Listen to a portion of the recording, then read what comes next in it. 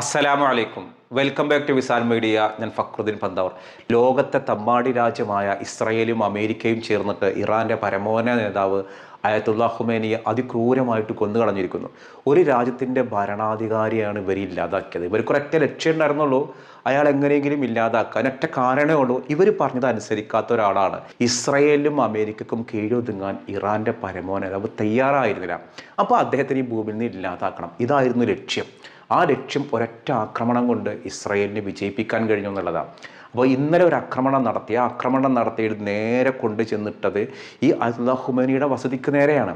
സത്യം പറഞ്ഞാൽ 2025 ഒരു യുദ്ധം നടന്നല്ലോ ഇസ്രയേലും ഇറാനും തമ്മിൽ. ആ സമയത്ത് തന്നെ ഇറാൻ്റെ എല്ലാ പ്രതിരോധ ശേഷിയും ഇല്ലാതായിട്ടുണ്ട്. സാമ്പത്തികമായിട്ടൊന്നും ഇല്ലാതായി, അവരെ കയ്യിൽ ആയുധശേഖരങ്ങൾ ഇല്ലാതായി. ഒടുവിൽ കുറച്ച് ബാലിസ്റ്റിക് മിസൈലുകളും കുറച്ച് അവകാശവാദങ്ങളേ ഉണ്ടായിരുന്നുള്ളൂ. ഇത് കൃത്യമായിട്ട് ആർക്കറിയാം? ഇസ്രയേലിനും അമേരിക്കക്കും അറിയാം. അങ്ങനെയും ഇറാനെ ഞെട്ടിച്ചുകൊണ്ട് ഇറാൻ്റെ ഭരണകൂടത്തിന് വലിയ പിന്തുണ കൊടുത്തിരുന്ന ബസാറികൾ എന്നൊരു വിഭാഗമുണ്ട്. ഈ ബസാറികൾ സത്യം പറഞ്ഞാൽ സർക്കാരിനെതിരായി 2025 അതായത് കഴിഞ്ഞ വർഷം ഡിസംബറിൽ നേരത്തെ ഇറാനിലെ ഇസ്ലാമിക വിപ്ലവത്തിന് പിന്തുണ കൊടുത്തിരുന്ന, അവിടുത്തെ ഭരണകൂടത്തിന് വലിയ സാമ്പത്തിക സപ്പോർട്ട് കൊടുത്തിരുന്ന ബസാറികൾ എന്നൊരു വിഭാഗം, അതായത് അവിടുത്തെ വ്യാപാരികളാണ് ഈ ബസാറികൾ എന്ന് പറയുന്നത്. അവർ ശക്തമായ സമരത്തിലിറങ്ങി. അവർ പറയുന്നത് ന്യായതാണ്. എല്ലാത്തിനും ഭയങ്കര വിലക്കയറ്റം, ആവശ്യ സാധനങ്ങൾ കിട്ടാൻ രാജ്യം തകർച്ചയിലേക്കാണ്. ഈ ഗൾഫ് രാഷ്ട്രങ്ങളെന്ന് പോലെയല്ല ഇറാൻ. ഇറാൻ എന്ന് പറയുന്നത് അറബ് രാഷ്ട്രമല്ല.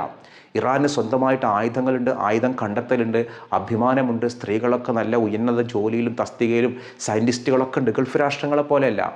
അപ്പം അതുകൊണ്ട് തന്നെ അവിടെ പ്രതിഷേധങ്ങളുണ്ടായി. ആ പ്രതിഷേധം ഈ വിലക്കയറ്റത്തിൽ പ്രതിഷേധിച്ചപ്പോൾ അയത്തുള്ള ഖുമൈനി ചെയ്തതെന്നാണ് മുഴുവൻ പ്രക്ഷോഭകരെയും വധശിക്ഷ വിധിക്കുക, 10,000-കണക്കിന് ആളുകളെ തുറങ്കിലിടുക, അങ്ങനെ ക്രൂരമായിട്ട് അടിച്ചമർത്തി. പ്രതിഷേധത്തിൻ്റെ പിന്നിൽ ആരായിരുന്നു? ഇസ്രയേലും അമേരിക്ക ഉണ്ടായിരുന്നത്. അത് കൃത്യമായിട്ട് മനസ്സിലായത് കൊണ്ടാണ് ഈ ക്രൂരമായ ശിക്ഷ കൊടുത്തത്. ആ പ്രതിഷേധമൊക്കെ കെട്ടടങ്ങി. ഇറാൻ ദുർബലമാണ്, അവകാശവാദങ്ങൾ മാത്രമേ ഉള്ളൂ. അങ്ങനെയാണ് ഇന്നലെ ഒട്ടും പ്രതീക്ഷിക്കാത്ത രീതിയിൽ ഇസ്രയേൽ ആക്രമണം നടത്തിയത്. ആ ആക്രമണത്തിൽ ഈ അയത്തുള്ള ഖുമൈനിയുടെ മകള്, മരുമകന്, പിന്നെ പേരക്കുട്ടി, ഇവരൊക്കെ കൊല്ലപ്പെട്ടു. അംഗരക്ഷകർ കൊല്ലപ്പെട്ടു. അതിൽ അയത്തുള്ള ഖുമൈനിയും കൊല്ലപ്പെട്ടിരുന്നു. പക്ഷേ ഇസ്രായേൽ സൈന്യത്തിൻ്റെ ഒരു രീതി നോക്ക്. അവരാക്രമണം നടത്തിയിട്ട് ആ ആക്രമണം നടത്തിയ വീഡിയോസും ഫോട്ടോസും ആരൊക്കെ കൊല്ലപ്പെട്ടു എന്ന് കൃത്യമായ കണക്കെടുത്തിട്ട് അവർ പോവുള്ളൂ. അവർ കൃത്യമായിട്ട് കണക്കെടുത്തപ്പോൾ അവർക്ക് മനസ്സിലായി അയത്തുള്ള ഖുമൈനി കൊല്ലപ്പെട്ടു.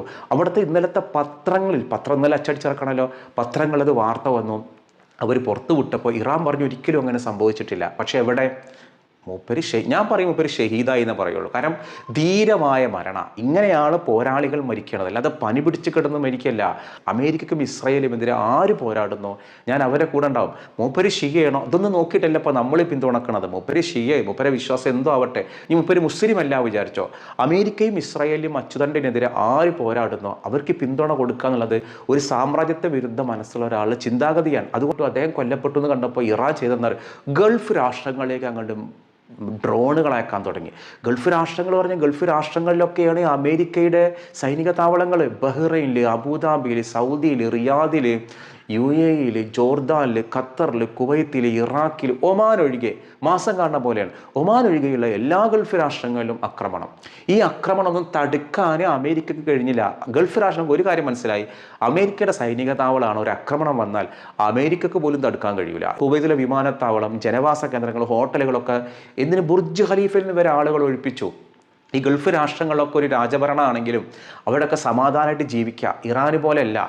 കാരണം നമ്മളെപ്പോലെയുള്ള നമ്മുടെയൊക്കെ കുടുംബങ്ങളും മക്കളും പേരക്കുട്ടികളും സഹോദരങ്ങളും ഭർത്താവും ഭാര്യയും ഒക്കെ ജോലി ചെയ്യുന്നത് എവിടെയാണ്? ഈ ഗൾഫ് രാഷ്ട്രങ്ങളിലാണ്. അപ്പോൾ അവിടെ എന്തെങ്കിലും പറ്റിക്കഴിഞ്ഞാൽ നമ്മളെ അടക്കത് ബാധിക്കും. നമുക്ക് നമ്മുടെ ജീവിത ചെലവുകൾ ഉയരും, നമ്മുടെ പല പരിപാടികളില്ലാതാവും, നമ്മുടെ ജീവിതം വഴിമുട്ടി നിൽക്കും. അതുകൊണ്ട് വലിയൊരു ആശങ്കയിലായിരുന്നു മലയാളികൾ. സത്യം പറഞ്ഞാൽ ഇറാൻ്റെ പതനം ആഗ്രഹിച്ചിരുന്നു, മുസ്ലിം രാഷ്ട്രങ്ങൾ ആഗ്രഹിച്ചിരുന്നു. പണ്ട് ഈ ഇറാനുമായിട്ട് അവിടുത്തെ രാജ്യഭരണമുള്ള കാലത്ത് ഏറ്റവും വലിയ സൗഹൃദം ഉണ്ടായിരുന്നത് സൗദി അറേബ്യയായിട്ടാണ്. അന്ന് അവിടെ ഷിയാക്കൾ തന്നെയാണല്ലോ. അന്നും അവിടുത്തെ മഹാഭൂരിപക്ഷം ആളുകൾ ആരെന്നെയാണ്? ഷിയാക്കളാണ്. പക്ഷെ അന്നൊരു രാജഭരണമാണ്, ഷാ പഹ്ലവിയുടെ ഭരണമാണ്. അന്ന് അമേരിക്കയുമായൊക്കെ സൗഹൃദമാണ്. പിന്നീടാണ് അവിടെ ഒരു ഇസ്ലാമിക വിപ്ലവം വരികയും ഈ അയത്തുള്ള ഖുമൈനിയുടെ ഭരണം വരുന്നതും. അതോട് കൂടിയിട്ട് സൗദിയുമായിട്ട് തെറ്റി. അത് ഗൾഫ് രാഷ്ട്രങ്ങളെ മുഴുവൻ തെറ്റിച്ചു വാരി ഈ ഒരൊറ്റ ആക്രമണം കൊണ്ട് ഇറാൻ. അതുകൊണ്ട് തന്നെ ഗൾഫ് രാഷ്ട്രങ്ങളുടെ ഒരു സൈലന്റ് പിന്തുണ പോലും ഇറാൻക്ക് ഇല്ലാതായി. ഇന്ന് രാവിലെയാണ് സത്യം പറഞ്ഞാൽ ഇറാൻ ഒഫീഷ്യലി സ്ഥിരീകരിച്ചത് അയത്തുള്ള ഖുമൈനി കൊല്ലപ്പെട്ടു. എന്തായാലും അദ്ദേഹത്തിൻ്റെ ഇതൊരു ധീരമായ മരണമാണ്. നമുക്ക് വേണ്ടത് എന്താണെന്നറിയോ? സമാധാനവും സന്തോഷവുമാണ്. ഇസ്രായേലിൻ്റെ മനസ്സിനുള്ളിൽ എന്താ അറിയോ? അവരുടെ കയ്യിൽ അണുവായുധങ്ങളുണ്ട്, അമേരിക്കയുടെ കയ്യിൽ അണുവായുധങ്ങളുണ്ട്. ഇറാൻ അണുവായുധം ഉണ്ടാക്കും എന്നുള്ളതാണ്. ഇറാൻ അണുവായുധം ഉണ്ടാക്കണില്ല എന്ന് 100 തവണ പറഞ്ഞിട്ടും അവർക്ക് വിശ്വാസമില്ല. കാരണം എന്തായാലും ആ ധീരമായ മനസ്സിന് ഇവർക്ക് പേടിയാണ്. ഇസ്രായേൽ നോക്കിയൊക്കെ ഗാസയിലുള്ള യുദ്ധത്തിലടക്ക് ഹമാസിനെ ഇല്ലാതാക്കി, ഹിസ്ബുള്ളയെ ഇല്ലാതാക്കി, അവരുടെ തൊട്ടടുത്തുള്ള എല്ലാ എതിർപ്പുകളും അവർ ഇല്ലാതാക്കി. ഇങ്ങനെ ഇറാൻ്റെ നടുപൊടിച്ചതും ആരാണ്? ഇസ്രായേലാണ്. ഇന്ത്യയിൽ നിന്ന് ഏറ്റവും അധികം ബസ്മതി അരി പോണത് എടുക്കാന്ന് പറയുന്നത് ഇറാനിലേക്കാണ്.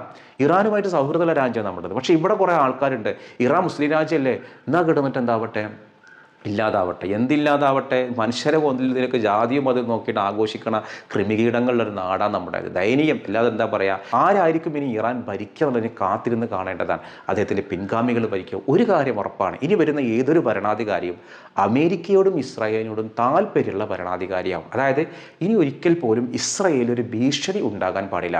ഒന്നാമത് ഭൂമിശാസ്ത്രപരമായിട്ട് ഒരുപാട് അകലെയാണ് ഇസ്രായേലും ഇറാനും. പക്ഷേ ഇറാൻ്റെ ഇസ്സത്ത് തന്നെയാണ് ഇസ്രായേൽ ഭയന്നിരുന്നത്. നമ്മൾ കുറേ ഇരുന്നിട്ട് പഠിച്ചോനെ നമ്മൾ വിജയിപ്പിക്കണ ദ്വാരുന്നതുകൊണ്ട് ജയിക്കൂല. നമ്മളെ കയ്യിൽ ആയുധങ്ങൾ വേണം. ആ ആയുധങ്ങൾ സ്വന്തമായി കണ്ടെത്താൻ ശ്രമിച്ചിരുന്നവരാണ് ഇറാനികൾ. അവരുടെ കയ്യിൽ അവർ ചെയ്തെന്താ അറിയോ, അവർ സ്വന്തമായിട്ട് ആയുധങ്ങൾ കണ്ടെത്താൻ, അല്ല ദക്ഷിണ കൊറിയയിൽ നിന്നൊക്കെ ഈ മിസൈലുകൾ വാങ്ങും, എന്നിട്ട് അത് അഴിച്ച് ഫിറ്റ് ചെയ്യും. അതെങ്ങനെ ഉണ്ടാക്കിയെന്നുള്ള ടെക്നിക്കലൊക്കെ കണ്ടുപിടിച്ചിട്ട് അതേപോലെ തദ്ദേശീയമായ മിസൈലുകൾ ഉണ്ടാക്കുക. ആ മിസൈലിന് സിജ്ജിയിൽ, അലി റളിയല്ലാഹു അൻഹു, ദുൽഫുക്കാർ ഇങ്ങനെ പേരൊക്കെ ഇട്ടാണ് അവർ കൊണ്ടുനടന്നിരുന്നത്. ഗൾഫിലുള്ള മറ്റ് രാഷ്ട്രങ്ങളെക്കാളും ആത്മാഭിമാനമുള്ളൊരു നാടാണ് ഇറാൻ. മറ്റതൊക്കെ വെറും അമേരിക്കയുടെ മൂടുതാങ്ങികൾ. ആ രാജ്യത്തേക്ക് വരുന്നവർ സമാധാനമായിട്ട് ജീവിക്കണം, സന്തോഷമായിട്ട് ജീവിക്കണം. അതിന് വേണ്ടുന്നത് ആരുടെ കാല് പിടിച്ചിട്ടാണെങ്കിലും അത് ഗൾഫ് രാഷ്ട്രങ്ങൾ ചെയ്യും. കാരണം അവിടെ നിന്നുള്ള തൊഴിലെടുത്തിട്ടാണ് നമ്മുടെ വീട്ടിൽ കഞ്ഞി പുകയുന്നതും ഭക്ഷണം കഴിക്കണം. അത് ആലോചിക്കുമ്പോൾ ഒരുപാട് പേർക്ക് സേവനം നൽകുന്ന രാജ്യമാണ് ഗൾഫ് രാഷ്ട്രങ്ങൾ. എന്തായാലും സമാധാനം ഉണ്ടാവട്ടെ, ശാന്തി ഉണ്ടാവട്ടെ. പിന്നെ ഇറാനിലൊക്കെ ഒരുപാട് പേര് ആഹാനൃത്തം ചെയ്യുകയാണ്. കാരണം അയത്തുള്ള ഖുമൈനി കൊല്ലപ്പെട്ടല്ലോ. കാരണം അവിടുത്തെ സ്ത്രീകൾ തലമറക്കാത്തതിൻ്റെ പേരിലൊക്കെ ഗംഭീരമായ ആക്രമണമായിരുന്നു. ഒരു മതരാഷ്ട്രം എന്ന് പറഞ്ഞിട്ട് ഭയങ്കര ഗംഭീരമായ അടിച്ചമർത്തലാണ്. പിന്നെ ഇപ്പോൾ ഇസ്രായേലും അമേരിക്കയും പറയുന്നത്, നിങ്ങൾ പ്രക്ഷോഭം ഉണ്ടാക്കുക, പുതിയ ഭരണാധികാരിയെ നിങ്ങൾ കണ്ടെത്ത്, എന്തായാലും കാത്തിരുന്ന് കാണാം. ഏത് ഭരണകൂടമാണെങ്കിലും അത് ഇസ്രായേലിൻ്റെയും അമേരിക്കയുടെയും ഷൂ നക്കുന്ന ഒരു ടീമായിരിക്കുന്ന ഉറപ്പാണ്. എന്താ പിന്നെ ഇറാൻ്റെ അവസ്ഥയെക്കുറിച്ച് മുമ്പ് കാസിം ഉസ്താദ് പറഞ്ഞ കുറച്ച് കാര്യങ്ങളുണ്ട്. ആ കാര്യങ്ങളൊന്ന് കേട്ടോ. മുമ്പ് പറഞ്ഞ് കറക്റ്റാട്ടോ. ഇറാനുമായി ഒരു യുദ്ധം സത്യമായി ഉണ്ടായിരിക്കും, അത് യാതൊരു സംശയവും വേണ്ട. അത് നടന്നേ തീരും. അത് വളരെ താമസിയാതെ നടക്കുകയും ചെയ്യും. ഇറാനുമായി യുദ്ധം വന്നാൽ മിഡിൽ ഈസ്റ്റ് ഇനിയും അട്ടിമറിയും. മിഡിൽ ഈസ്റ്റ് അട്ടിമറിഞ്ഞാൽ നമ്മുടെ സാമ്പത്തിക സ്രോതസ് മുഴുവനും നശിച്ചു. അതുകൊണ്ട് എക്കണോമിക്കൽ സിസ്റ്റത്തെ കൃത്യമാക്കാൻ നമ്മൾ പഠിക്കണം. സൂക്ഷിച്ച് ചെലവഴിക്കാൻ പഠിച്ചവർക്ക് ദാരിദ്ര്യം വരികയില്ലെന്ന് മുഹമ്മദ് മുസ്തഫ. ഇത് നിങ്ങൾ ഒന്നും കൂടി ശ്രദ്ധിക്കണം. ഞാനിത് വളരെ പണ്ടേ നിങ്ങളോട് പറയുന്നുണ്ട്. ഇനി ഒരു യുദ്ധം ഉണ്ടാവുകയാണെങ്കിൽ അത് ഇറാൻ. ഞാൻ 2000 മുതൽ പറയുന്ന വർത്താനാണ്. പഴയ കേസറ്റൊക്കെ കേട്ടാൽ അടുത്ത യുദ്ധം ഇറാനുമായാണ്. അത് ഭയാനകമായിരിക്കും. അതിനാരാ ചെയ്യുക? അതിന് മറ്റുള്ളവരാണ് ചെയ്യുക. എന്തുകൊണ്ട്? ഒരു നഷ്ടവും അവർക്കില്ല. നഷ്ടം ആർക്കുള്ളത്? പറ, ആർക്കാ നഷ്ടം സംഭവിക്കുക? മുസ്ലിമീങ്ങൾക്ക്. ഇറാൻ ഇനി ഒരിക്കലും അമേരിക്കയെ തിരിച്ചടിക്കില്ല. ഇറാൻ തിരിച്ചടിക്കുകയാണെങ്കിൽ തിരിച്ചടിക്കുക എങ്ങനെയായിരിക്കും?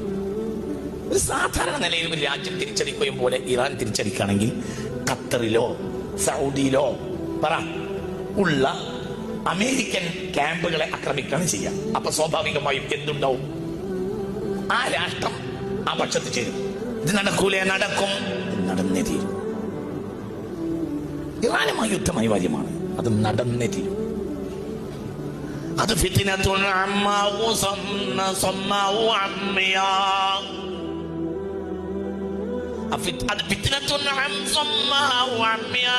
അത് കണ്ണില്ലാത്തയും കാതില്ലാത്തയും യുദ്ധമായിരിക്കും. മനുഷ്യരാശി ഇന്നുവരെ കണ്ടതിൽ വെച്ച് വലിയ യുദ്ധം സംഭവിക്കും. അതിന് ഇനി കാലതാമസമില്ല. സംഭവിച്ചിരിക്കും. അല്ലാഹു നമ്മളെ കാക്കട്ടെ. ഇത് നിങ്ങൾ ആരോട് ചോദിച്ചാ പറയുന്നത്? ഇത് മുത്തുനബി പറഞ്ഞതാ, മുത്ത് മുഹമ്മദ് മുസ്തഫ. ഞാൻ കുറെ കാലങ്ങളായി നിങ്ങൾ കുറെ കാര്യങ്ങൾ പറയാറുണ്ട്. അതങ്ങനെ തന്നെ നടക്കാറുണ്ട്. അത് കവടി നേരത്തെ പറയുന്ന വർത്താനല്ല. അതങ്ങനെ സംഭവിക്കൂ. അതിന്റെ രീതി അങ്ങനെയാണ്. അതിന്റെ രീതി കണ്ടാൽ അങ്ങനെയാണ്. അത് അങ്ങനെ വരൂ. അള്ളാഹു നമ്മളെ കാക്കട്ടെ. അത് സംഭവിക്കും. അത് സംഭവിക്കും. സംഭവിച്ചത് കഴിഞ്ഞാൽ ഇനി മിഡിൽ ഈസ്റ്റിൽ ഒരു യുദ്ധം ഉണ്ടായാൽ ഒരിക്കലും എക്കണോമിക്കൽ സിസ്റ്റം നേരെ നിർത്താൻ കഴിയൂല. അത് ഏറ്റവും ബാധിക്കുക കേരളത്തിനെയാണ്. അനാവശ്യമായ ഷോപ്പിങ്ങുകളിൽ പെണ്ണുങ്ങളെ നിയന്ത്രിക്കണം. ഇന്നത്തെ നമ്മളെ സാഹചര്യം ഇപ്പോഴും നമ്മളെ പെണ്ണുങ്ങൾക്ക് മനസ്സിലായിട്ടില്ല. ഇതിനേക്കാൾ വലിയൊരു വിപത്താണ് നീ പറയാൻ പോകുന്നത്. അതായത് ഒരു കല്യാണം ഉണ്ടായി എന്ന് സങ്കല്പിക്കാം. ഒരു കല്യാണം ഉണ്ടായാൽ ആ കല്യാണത്തിന് പുതുവസ്ത്രം തോന്നാം. അത് അങ്ങനെ തന്നെയല്ലേ പറയും. അത് അടുത്ത ആഴ്ച പിന്നെ കുടുംബത്തിൽ വേറൊരു കല്യാണം ഉണ്ടായാൽ ഞാനിന്ന് ചോദിക്കുന്ന ഒരു ചോദ്യം, ഏത് രാജ്യമാണ് മുൻപ് പേർഷ്യ എന്ന പേരിൽ അറിയപ്പെട്ടിരുന്നത്?